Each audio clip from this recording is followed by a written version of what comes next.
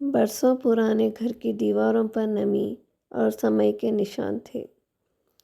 उसी घर के एक छोटे से कमरे में आर्या अकेली बैठी थी, हाथ में पीला पड़ चुका एक लिफाफा लिए। बाहर बारिश हो रही थी, लेकिन उसी के दिल में जो तूफान था वह कहीं ज़्यादा भारी था। ये चिट्ठी उसके पापा की थी, जो 10 साल पहले दुनिया छोड़कर चले गए थे। माँ ने हमेशा कहा था कि ये चिट्ठी तब खोलना जब तुम्हें सबसे ज़्यादा ज़रूरत महसूस हो। आज जब आर्या अपनी नौकरी खोकर, दोस्तों से दूर होकर और सपनों के टूटने के दर्द में डूबी थी, उसने वो लिफाफा खोला। अंदर जो लिखा था उसे देखकर आर्या बहुत ही मजबूत हो गई। उसमें ये लिखा था कि प्यारी आर्या, ज़िंदगी आसान नहीं होती।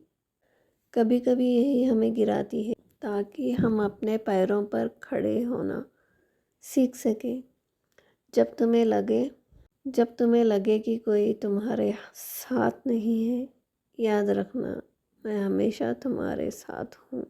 तुम्हारी हिम्मत बनकर, तुम्हारी दुआ बनकर।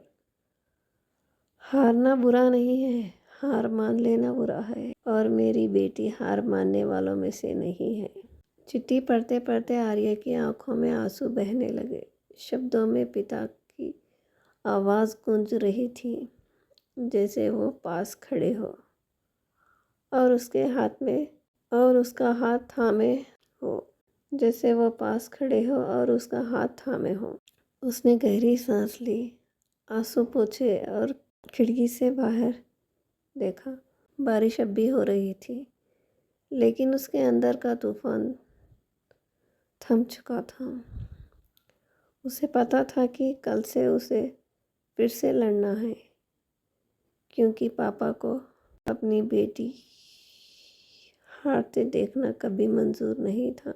कभी कभी सबसे गहरी ताकत एक आखिरी चिट्ठी में छुपी होती